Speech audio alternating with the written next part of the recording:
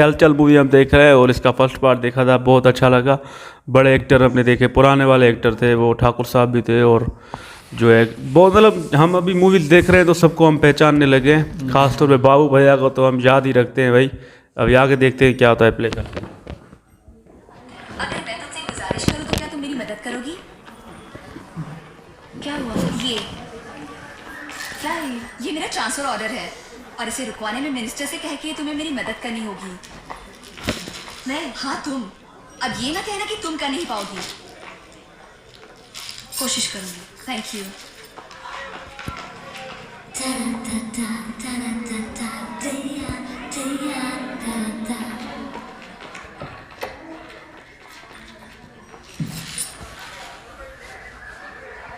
Bye bye, take care. Thanks. सुनो, सुहागरात के वक्त ही दे देना, भूलना मत। चलो चलो, बाय बाय।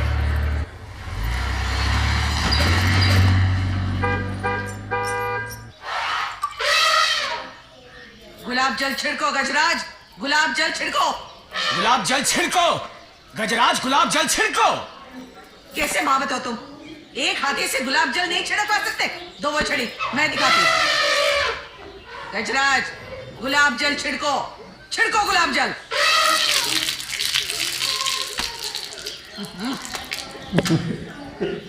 हो गया ना माँ, गुलाब जल भी छिड़क दिया और प्रसाद का ढेर भी लगा दिया। ए, मुंह क्या देख रहे हो? साफ करो, साफ करो, ये भी बताना पड़ेगा क्या?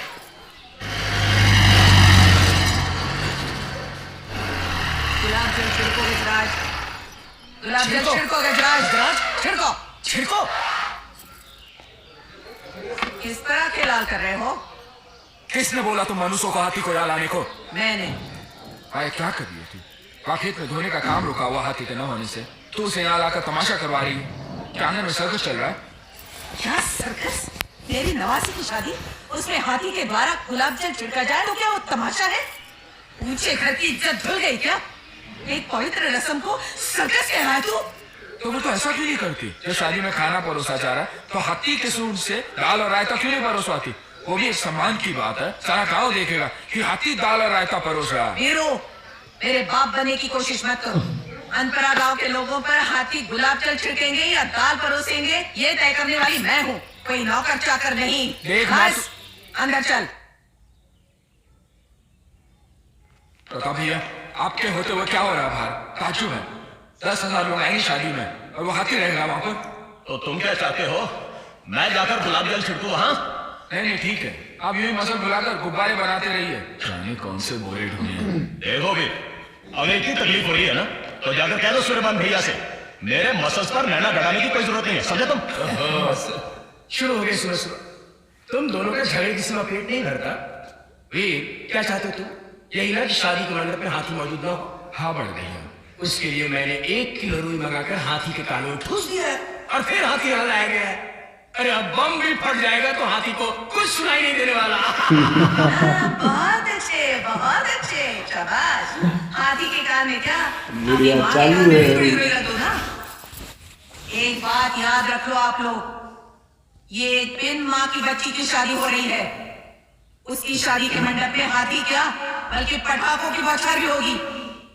वहां वही लोग मौजूद होंगे जो अच्छे दिल से आशीर्वाद देने के लिए वहां आएंगे। ये बात आप लोगों को समझ में आई? ठाक समझोगे तुम?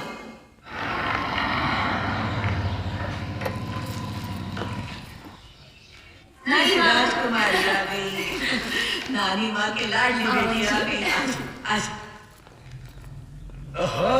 सुना है कि गृह मंत्री की होने वाली बीवी की विदाई का रस्म बड़ा धूमधाम से होगा कॉलेज में। अजी ऐसा कहकर मजाक ना उड़ाइए इसका। आजकल तो ये आम बात हो गई, स्कूल और कॉलेज में पढ़ाई हो ना हो, हंगामा जरूर होता है। और नहीं तो क्या, मेरी शादी के वक्त मेरी कॉलेज की सारी सहेलियां मुझे घर के कार में छोड़ने आई थी। हाँ, नहीं, इस पहाड़ के साथ शादी करने के लिए सब तुम्हें सोने की तरह सजा कर लाए थे ना। बस। मम्मी पिताजी कहाँ हैं? वकील साहब को लेकर आपके गृह मंत्री से मिले गए। दिखे नहीं होंगे तो दरबान की तरफ भाग गए होंगे। वो गायब हो गए क्या? जो नहीं दिखेंगे तुम जाओ, वो आ जाएंगे।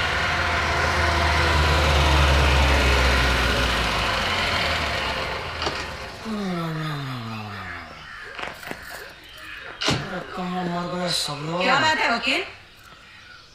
4-6 लोगों को भेजिए भाई, इतना वजन मुझसे नहीं उठाया जाएगा। अच्छा सुनो, जाओ वकील की मदद करो।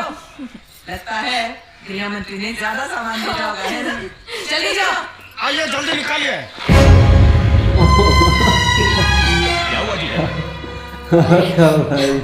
हवा नहीं दीजिए, पानी ले आइए जल्दी। हुआ क्या? ये हालत हुई कैसे? पिताजी को क्या हुआ? अरे तेरे मुंह में जबान नहीं क्या बोलने के लिए? क्या हुआ? हम सिर्फ इतना ही कह सकता हूँ कि ये शादी नहीं होगी। गृह मंत्री ये कह रहे हैं कि ये रिश्ते से उन्हें अड़चने आ रही हैं। हम तो कह रहे हैं उनसे बुलवाया जा रहा है ताकि हमारे बच्चे की शादी रुक जाए। मेरी नवासी की शादी रुक जाएगी? किसमें इतना दम है? बता। मेरा गला दबाने से क्या फायदा? गला दबाना ही है तो अंगार चल कर दबाई है। उसने शादी को रुकवाया। वो अंगार चल ने 10 MLA लोगों को काबू में करके रखा और धमकी दी है गृह मंत्री को कि आप शादी से पीछे हट जाइए वरना लात मार के कुर्सी गिरा देंगे मंत्रिसभा में। इसलिए उन्होंने शादी से इनकार कर दिया। और आप तो जानती हैं, मौत मौसम मच्छर और मंत्री का क्या भरोसा। वाह वाह वाह, मार दिया ना धोबी पचाड़, हो गया चित।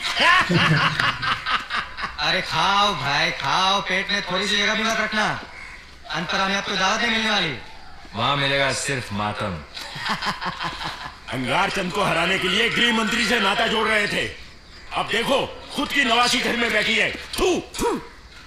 अबे अनपरा के लोग मेरे सामने घुटने टेक गए इसलिए मैंने थूका। तुझे थूकने की क्या जरूरत थी? मेरा सिंगल थूक ही काफी था। मालिक आप मेरे मुंह में थूके इसलिए? मेरे सामने मगरमच्छ की तरह मुंह खोलकर बैठा था ना, इसलिए हुआ। थूक और जाता कहाँ? चल जा दूर बैठ। इतने से ही कुछ खत्म नहीं होने वाला है। सजाओं का सिलसिला यूं खत्म नहीं होता। उसके दांत लोहे की मूंगफलियां दबाएंगे, देखना माँ और बच्चे भी और भुगतेंगे। अरे शक्ति जी वो पटाखे तैयार हैं क्या? जी पिताजी। तो फिर देर किस बात की है? फोड़ो।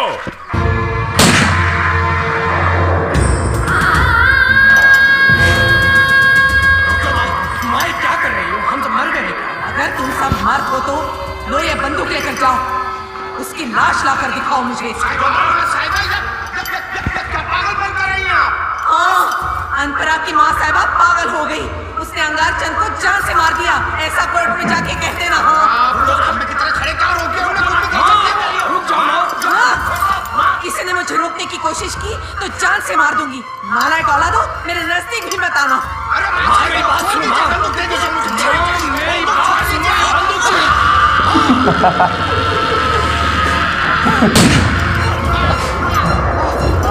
गाड़ी निकाल। मुझे कोई नहीं रोक सकता। छोड़ो मुझे। छोड़ो मुझे। छोड़ो मुझे।